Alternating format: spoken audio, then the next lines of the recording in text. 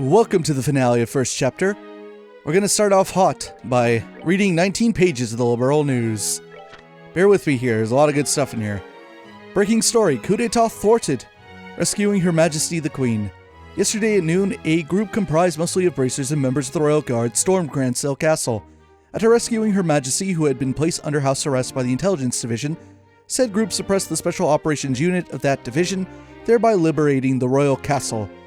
ID Commanding Officer Colonel Richard, as well as other high-ranking officers involved, were placed under arrest and charged with attempting to incite a coup d'etat. In this issue, I intend to make a full account of the hidden truth behind this string of incidents. Message to the readers. I am sure there are many out there who are dumbfounded by the headings printed in this issue. Up until now, this magazine has withheld publishing information concerning major events which surrounded the occupation of the Royal Castle, placement of Her Majesty under house arrest, and other such circumstances of pertinence in an endeavor to uncover the Intelligence Division's dark conspiracy. The Liberl News sincerely apologizes for the abrupt coverage, in addition asks that the readers understand our decision in this matter. Editor-in-Chief. Alan Richards' plan. The young founder of the Intelligence Division behind this humble facade. There lurked a calculating schemer enacting a carefully planned coup d'etat. Richard's plan all began through the utilization of the Intelligence Division as a personal recruitment tool to amass a group of senior military officials mired in corruption and illicit affairs. These actions allowed Richard to hold the heart of the Royal Army within the palm of his hand, for a time at least. General Morgan and other such incorruptible figures of importance, on the other hand, were forcibly bound, imprisoned, or otherwise restrained from interfering. Terrorist incident resolved. In sum, the soldiers in blue uniforms were the perfect imitative deception with which to frame the Royal Guards. The goal of the incident itself was to secure certain test equipment and abduct Professor Russell, the leading specialist in Orbment research, but the background surrounding this event is still under investigation by the Bracer Guild. Royal Princess held hostage. After gaining control over a large majority of the army, Richard finally set his coup d'etat plan into motion. Placing Her Majesty's nephew, Duke Donan von Osleys, on the throne in her stead, Richard assumed control over the royal family from the shadows. His plan was to press Her Majesty to abdicate the throne by taking Her Highness Princess Claudia hostage, but the Royal Guard, led by First Lieutenant Schwarz, saw right through the machinations. A fierce battle ensued between the Special Operations Unit and the Royal Guard over Her Highness, the Princess. However, being outnumbered, the Royal Guard's stand ended in defeat and Princess Claudia was taken captive. Following the incident, members of the Royal Guard were branded as terrorists, and the unit was driven underground. With nothing standing in Richard's way, the success of his coup d'etat was only a matter of time. Unlikely heroes make an appearance. Amidst the chaos, an unheralded ray of light shone down upon the scene. A certain few individuals infiltrated the castle and slipped past the security of the Special Operations Unit. Moreover, they succeeded in meeting with Her Majesty the Queen, who was under house arrest at the time. I refrained from writing these individuals' names in deference to the Bracer Guild's request, but suffice to say, the guild itself, which had been in the dark due to regulations sanctioned by the Intelligence Division, was for the first time able to grasp the direness of the situation, thanks to information acquired by those nameless heroes. After being apprised of the chain of events, the Bracer Guild would become a central force of opposition to the Intelligence Division. Liberation of the Queen. The Bracer Guild rendezvoused with the estranged Royal Guard and set about liberating the Orbal Villa through a joint operation carried out under the Veil of Night, and beginning with Her Highness Princess Claudia, succeeded in rescuing the hostages.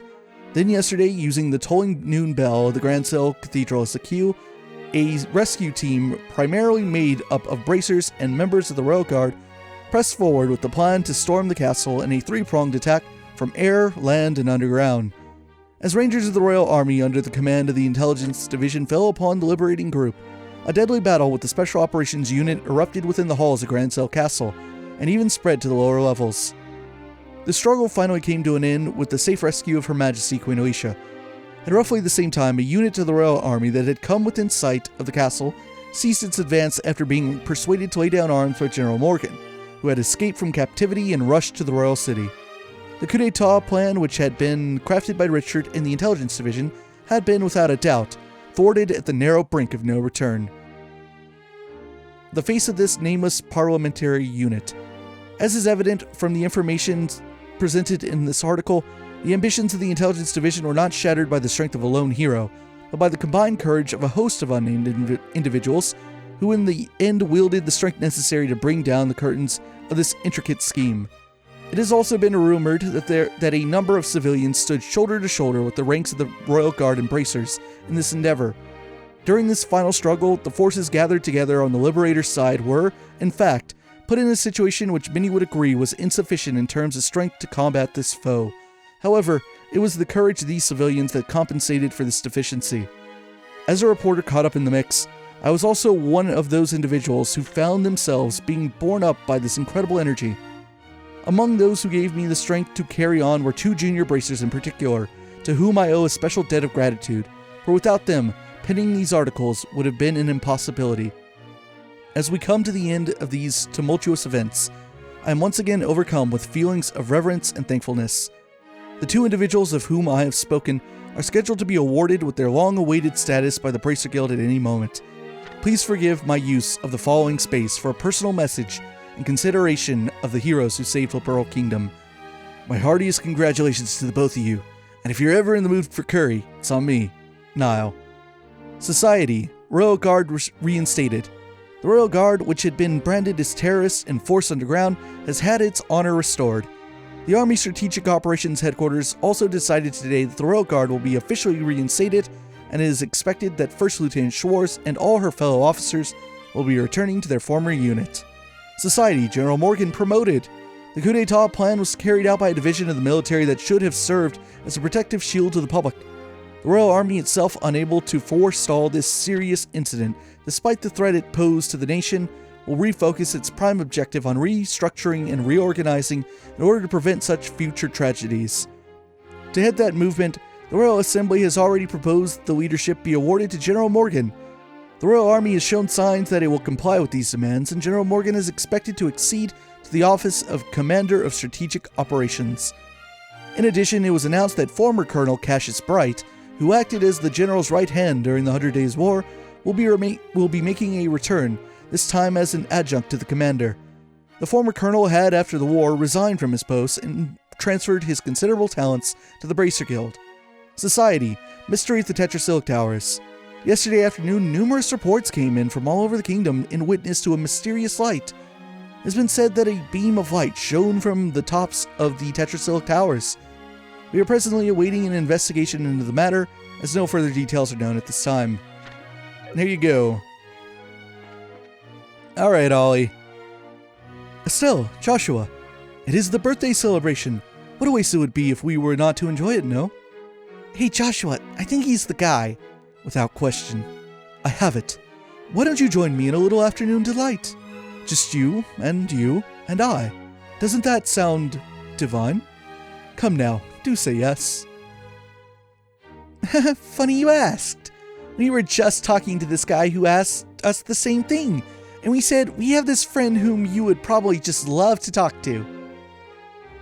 Did you really now? Honest to goodness? Absolutely. Would you like us to introduce him to you? I would most love that. Please, lead the way.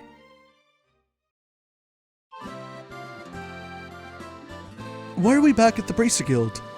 Oh, don't get your neckerchief in a knot. Elnin's calling over our guests, you see. Yes.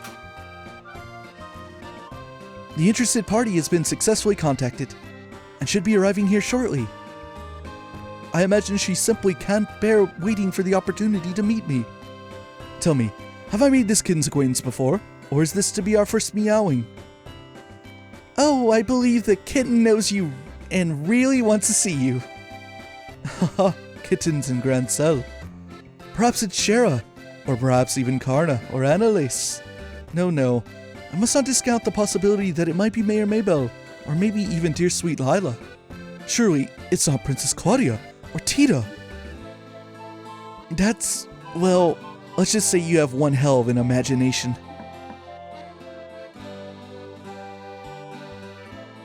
Ah, it seems that our guest is already here. Is she now? My dearest, come in. With that kind of welcome, who am I to refuse? What? Looks like you've done what I asked then. I appreciate it. On behalf of the Erebonian Embassy, thank you. That's not necessary. It was Olivier who was really eager to oblige you. I don't remember being present at that discussion. But does this mean that you're the kitten who wished to see me? What are you smoking? Her Royal Majesty the Queen directly invited you to tonight's banquet, so I'm not about to tell you can't go. But I know you, and I know you're going to get into trouble if you're not properly chaperoned. So I'm keeping a close eye on you until dinner time, and you're going to like it. Estelle, Joshua, you tricked me? Don't blame your bad hearing on us. You were the one who decided it was a woman. We never said a word. Now then, evening swiftly approaches. There's a lot of paperwork to fill out, and you're going to do it. So let's get back to the embassy, shall we? No! No! Well, case closed, I guess. Since that concludes your investigation, allow me to give you your rightful reward. Your proper bracer notebooks are not yet ready, so I'd like for you to note this in your junior one. There you go. 368, that's the maximum score for first chapter. I feel a little guilty about this request, but okay. Now, why don't we get back to the birthday celebration? Sounds good. And once we've checked everything out, we can go to the rest area in the Eastern Bloc.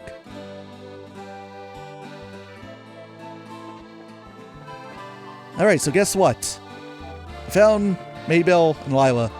We came over here last time, I just missed them. I'm blind, I'm sorry. I was planning on going home early, but I guess that didn't happen. Well, you had a lot to discuss, I'm sure. Indeed, Headmaster Collins has actually suggested we start a committee for royal ascendancy. There was a lot of mess with that coup, and the damage to our public image is quite big. We're going to have to start working more in concert with the other countries. It sounds to me like you're in for some busy times. All the more reason to kick back and relax tonight, no? I believe a walk to the cathedral for some prayer is in order. Actually, come to think of it, the first time I met you was on a day when you were skipping church. All the more reason to go now. Though I'm sure Adios can forgive me for a little infraction like that, right? What is up with Maybelle skipping out on church? With conferences day in and day out, I imagine Her Highness must be a very busy woman. If Her Highness really wants to relax, she needs to get as far away as she can. I hear Bose is quite nice this time of year. I think that's everyone. We've done it. We've interacted with the NPCs we know. We took care of our bracer job. We got 368 bracer points. That's the maximum score. We did it all. And all that's really left to do is in the game. So we also read the Liberl news, which really just sums up everything that happened. Most of which we already know because we experienced it. But if you were ever, kind of shaky on a few things, then maybe that'll clear it up for you. So let's save here. And take a nice, well-deserved rest. Okay, we finally made it to the rest area. You look pretty tired. You want to sit down and take a break for a little bit? Stop and rest. Just like that night that we were seeking around Grand Cell, we're here at the rest area. Phew, walking all over the place like that can really take it out of you. Glad we can get off our feet for a minute then. For the moment at least, Grand Cell seems like it's genuinely at peace. You really think so? I'm just glad that we can leave it all up to Dad and everyone else, at least for today. Of course, I really think it should be his responsibility to begin with, since he showed up so late. Yeah, I suppose. Maybe it's just part of his nature. Oh well, it's not like we can do anything about it. But check us out, we're actually full bracers now. Which means we're not beholden to any specific branch, and can go wherever we want. Anytime a branch is short-handed and requests help, we'll just take an airliner to get there. But our newfound freedom will also mean greater responsibilities. Sure, but I think we'll be able to handle it. I mean, hey, we actually played a major part in stopping a coup. And it means I'll never have to hear Dad going on about how it worries him when you're not around to keep an eye on me. Yeah, I think his days of saying that are at an end. You really showed him what you can do. Still, I think I'd like to stay with you from now on. Huh? What? Huh? Oh, Would I just get on your nerves? No, nothing like that.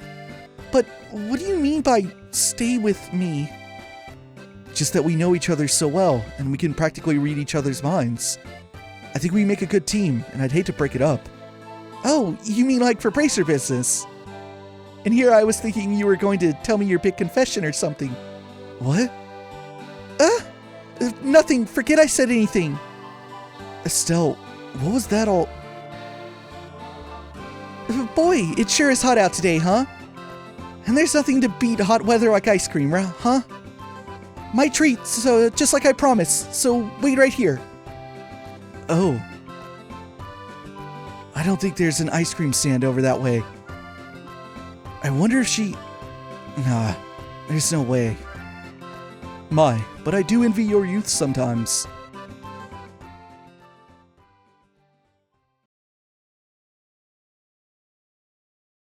Professor Alba.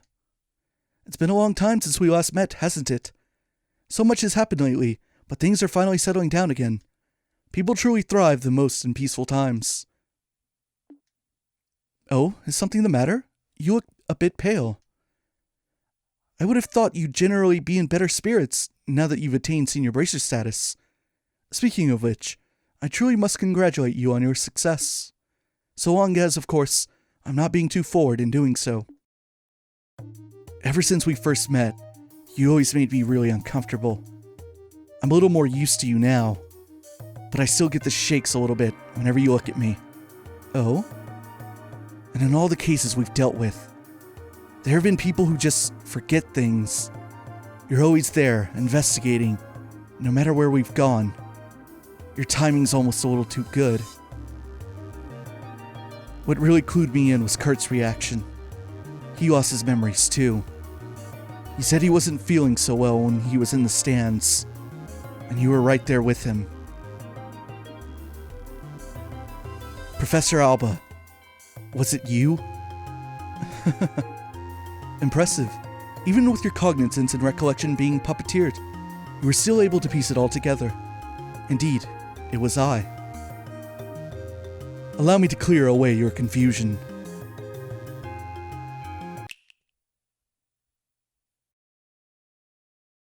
Oh!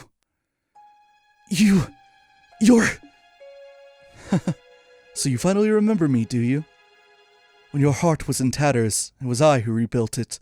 I who restored it. It was I who poured a soul back into that empty vessel.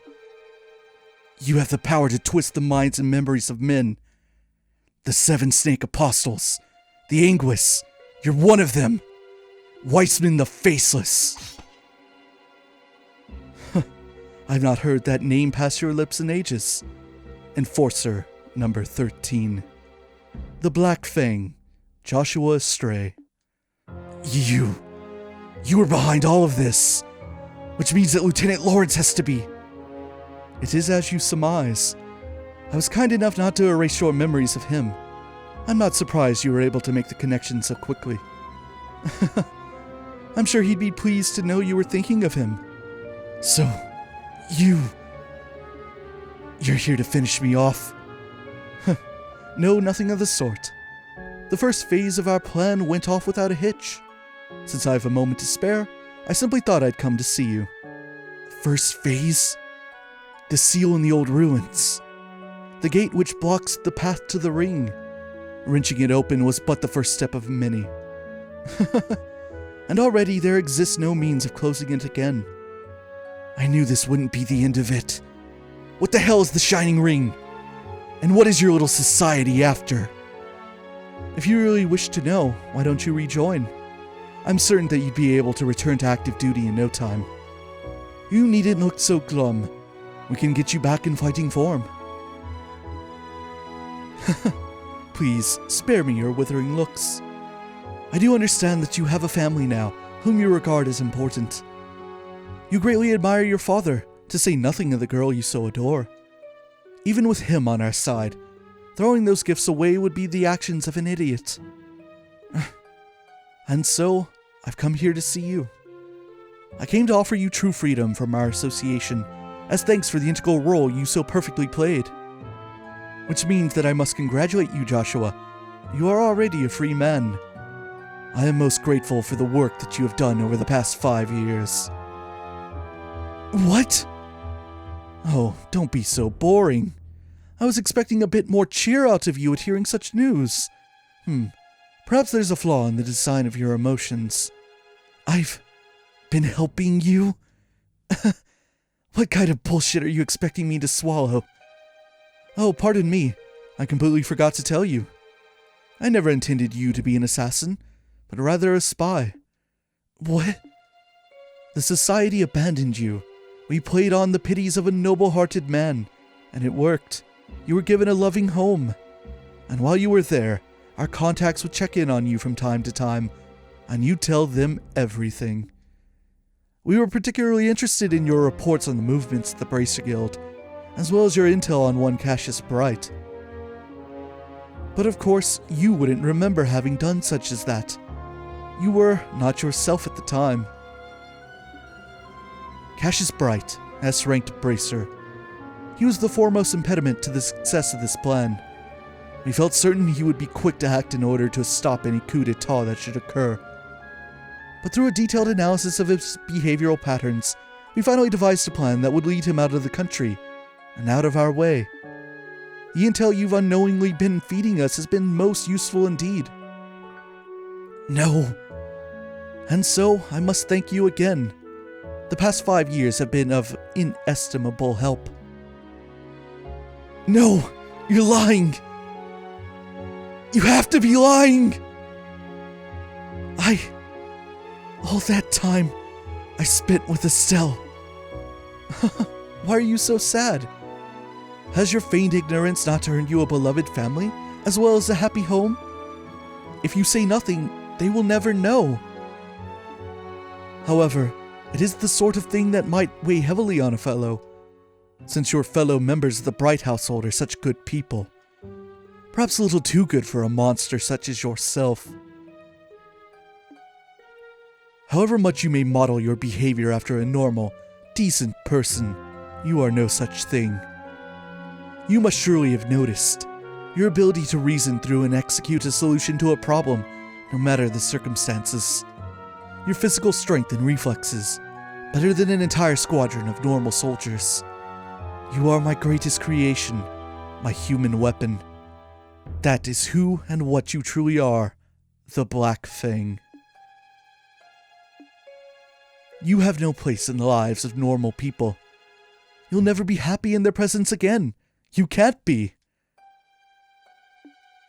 When it becomes too much for you, you are always welcome to return to the Grandmaster Society of Souls. Back to Ouroboros.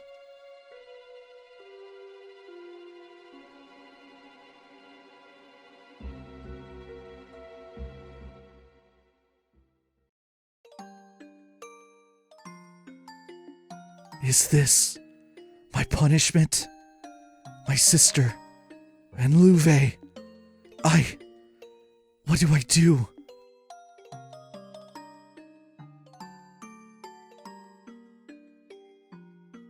I don't know how to face him after all that, but I've kept him waiting for way too long.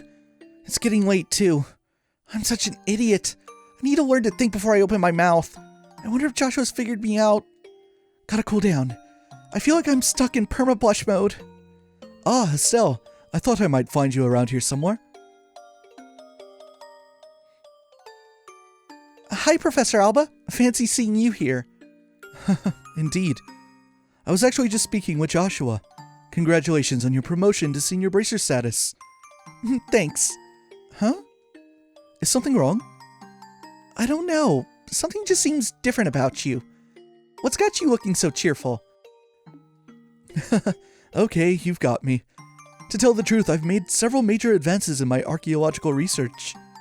You might say that it's put me in a good mood. Hey, that's awesome. Oh, sorry.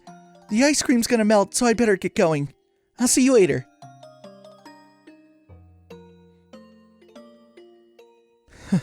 I see. Cassius Bright's daughter.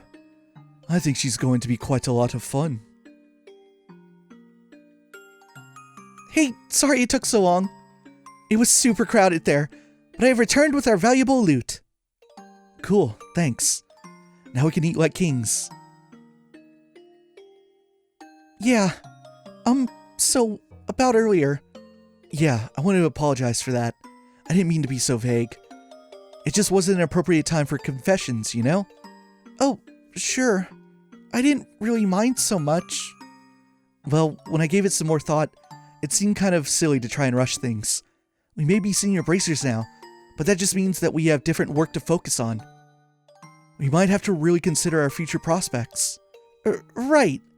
If we get married, I'll have to think about raising children. I've got to stop getting so far ahead of myself. Well, it's evening already, so why don't we eat our ice cream on the way back? Everyone's probably waiting for us. Hey, Joshua? What is it? Did you have something you wanted to discuss about the future? No. What would give you that idea? Come on, let's get back to the castle.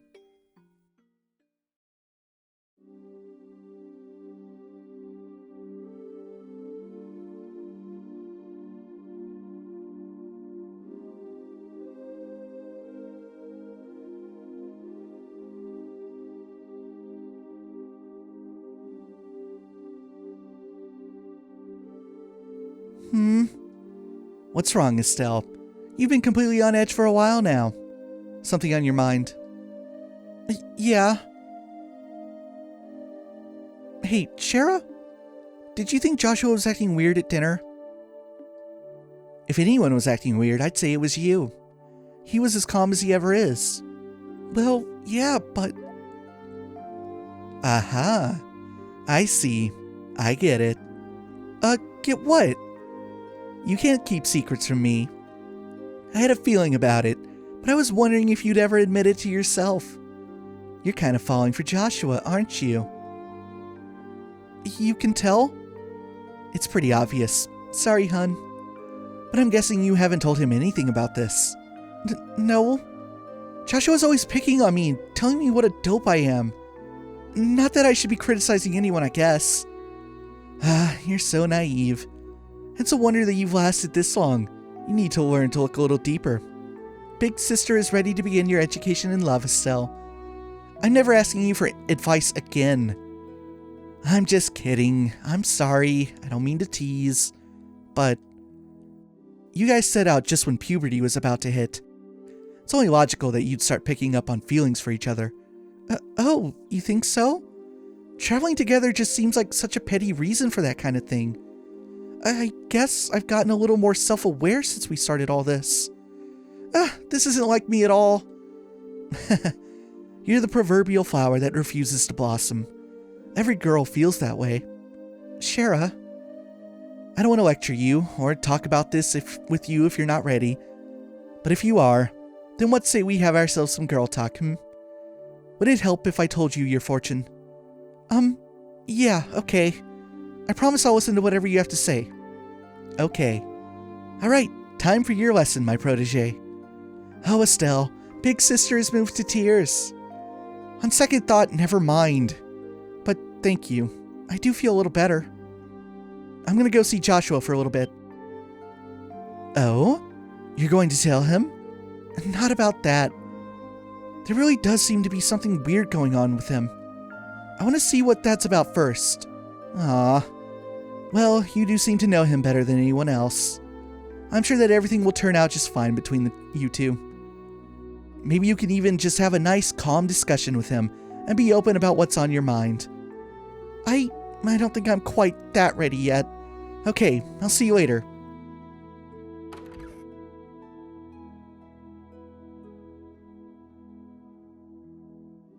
Young love. They'll probably be fine.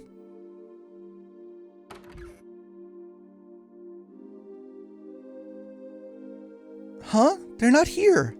Oh yeah, Dad's still in some meeting, I think. But where's Joshua?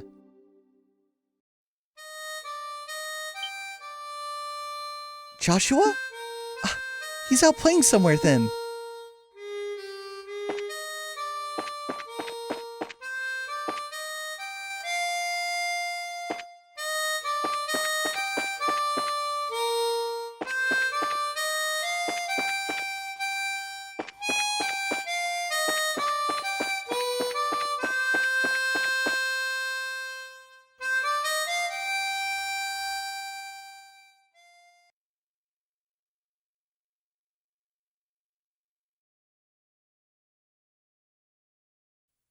Hey, Estelle. Nice night, isn't it? Yeah. There's that song again. The Whereabouts of Light. I've lost a lot. But this song and this harmonica have always been with me. I've been thinking about why I play it. Maybe it's a habit I should quit. I think I want to tell you what I was doing before I met you. Joshua! Okay. This may take a while. Do you mind? Not at all. I'll listen to whatever you have to say. Thank you.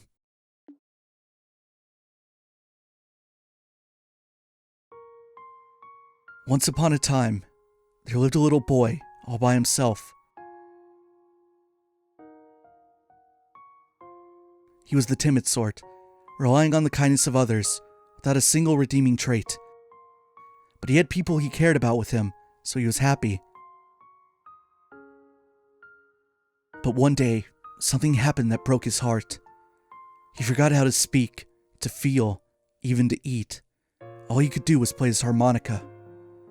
No matter how hard his caretaker tried, nothing helped his heart to mend, and he grew weaker by the day.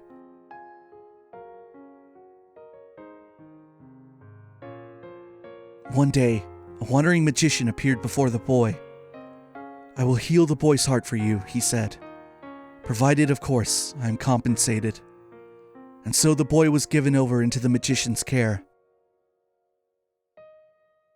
As he attempted to piece the broken heart back together, the magician found that he could shape the boy's existence into anything he wished. And so the boy's new heart became that of a murderer. For 2 years, the boy killed every single day. Under cover of night, he murdered dozens of soldiers. He slit the throat of a national cabinet minister who was under heavily armed guard. Sometimes he used explosives, which maimed and killed innocent bystanders. At some point, he became regarded as something more than a mere killer. He was known as the Black Fang, and the name struck fear into the hearts of men. One day, the magician gave the boy an assassination order. His target was a hero, a man who had protected his queen and nation from the threat of an invading northern country. He was a bracer who held a special rank shared only by 3 others in the entire land. But the target was too strong. He defeated the boy with all the ease of a tiger swatting at a playful cub. At that moment, some of the magician's servants showed up. Since the boy's face had been seen, he was now a loose end to be tied up. But someone came to his aid and drove the attackers away. It was, of course, the man he had come to kill. And so the boy was taken to the man's house, where he met a young girl. He lived there for 5 years, always feeling that he was lost in some wonderful dream. In the real world, he would never be allowed to have such dreams. But all dreams must end at some point. The time was drawing near, when reality could be avoided no longer. And that's the end of my story. Thank you for being patient with me and listening. Was all that real? Every syllable. My heart is broken. My hands will always be stained with blood. I failed in the assassination of your father. I've been betraying you for a long time. The boy can't be saved from his real purpose. His presence alone seems to bring disaster and misery. He's just tainted. But the boy set out on a journey, in hopes that he may keep his misfortunes from the ones he holds dear. He will stop and find the foul magician who created the life he has led.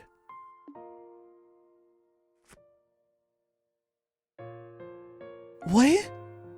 That's the last remnant of my human heart.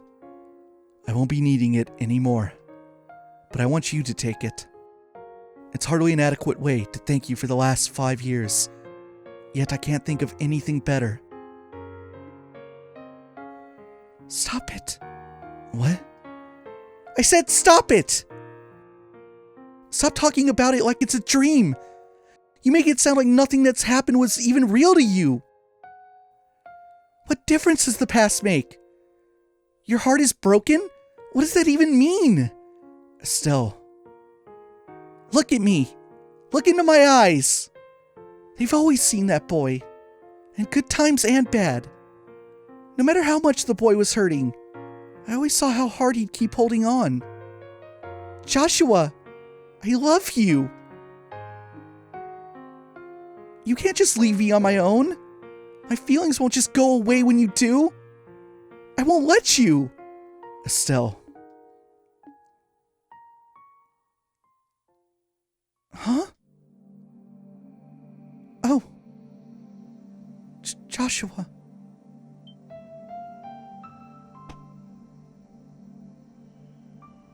What was that? It's so bitter. It's just a fast-acting sedative. Don't worry, there are no side effects. Oh. Why? Why did you... My Estelle, you shine like the sun. My time with you was the happiest and the most painful I've ever known. Just as the brightest light casts the darkest shadow. If you stayed with me, you'd find out just how disgusting my true nature is. Sometimes, I think it would have been better if we'd never met. No. But this time is different. I'm grateful that you came to see me. I hate that I have to run from a girl who's so important to me, but it's all I can do. But I want you to know that I'll always be thinking of you. Joshua. Thank you for everything. You had me from the first moment I met you. I've always loved you. Goodbye, Estelle.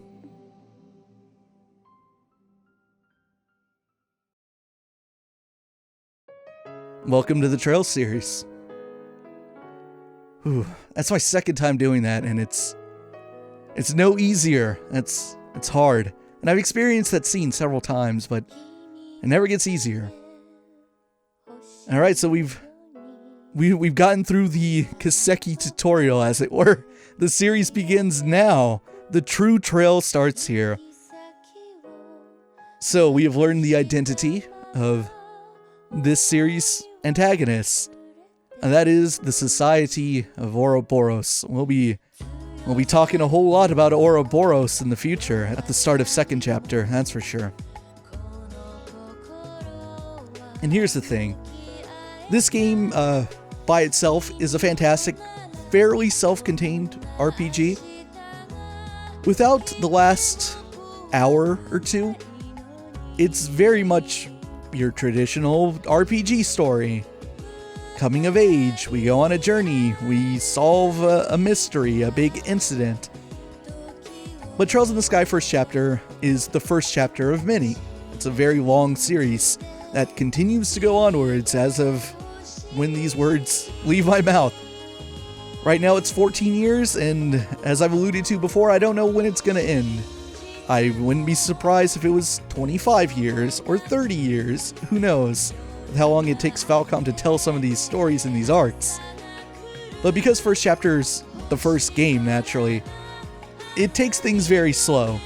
And admittedly, like, this game, believe it or not, this game's actually sold pretty darn well for Xseed in the West.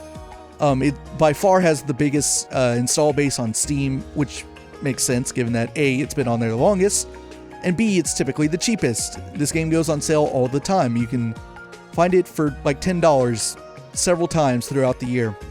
So a lot of people have added this game to their library, a lot of people have checked it out, but naturally, like any game, not everyone finishes it.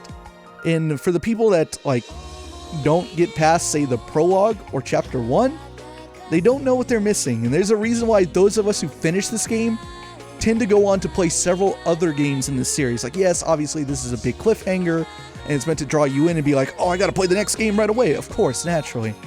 But this is what the series always does. It's always thinking ahead.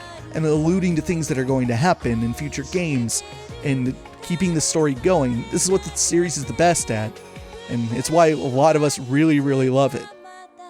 And comparatively to this game, the next game, second chapter, is going to feel a lot bigger and a lot more dramatic. I guarantee you that. And in fact, I believe we're going to get a little taste of it right about now. Well, after we save our clear data. Finn, for The Legend of Heroes Trails in the Sky, first chapter. Yeah, I know about clear data. Save that clear data. Yes, I'm sure I'm finished saving clear data. So here we go. Here's your little preview of second chapter.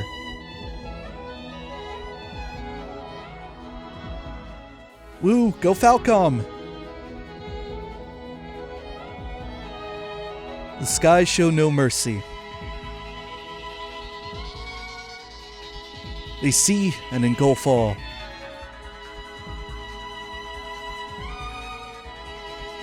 And the gears of fate continue to turn. This is a different mix of this song. It's not quite the final version.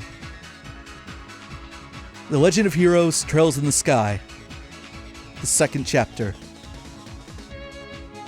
Leaving his harmonica with Estelle, Joshua vanishes into the fading light. Estelle sets out on a new journey to bring him home. But the faint tolling of a distant bell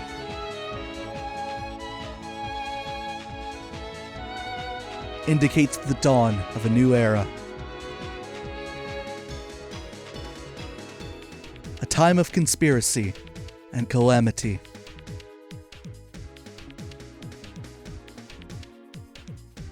More trials await the men and women of Liberl Kingdom. New journeys.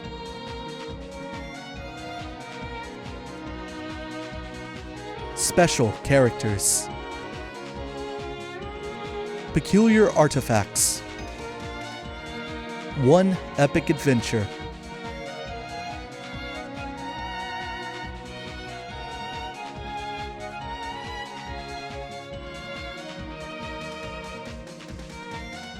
Reaching, grasping for that familiar melody, marching ever onward.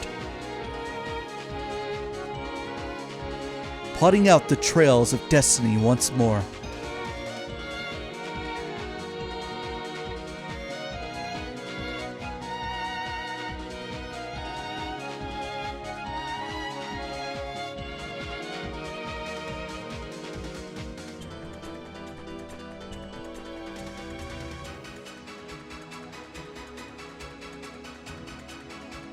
The Legend of Heroes Trails in the Sky.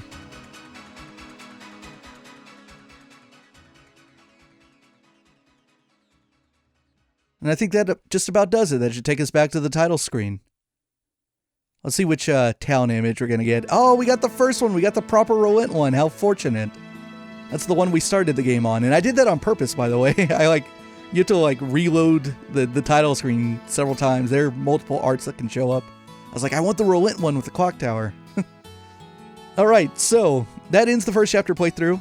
In case you forgot, or for some crazy reason you joined not at part 0, this was a do-over. I did this game once before, and I've redone it now, and I feel very good about it. At least, I feel good about it now. I'm gonna, before it actually goes public, I'm gonna actually rewatch it in order and make sure everything's, obviously set for when it does go public for you guys, but I feel very good about it now, and it goes perfectly with the second chapter playthrough, which is already done and in the books, and if you're watching this whatever date in the future, then it's already ready to go for you.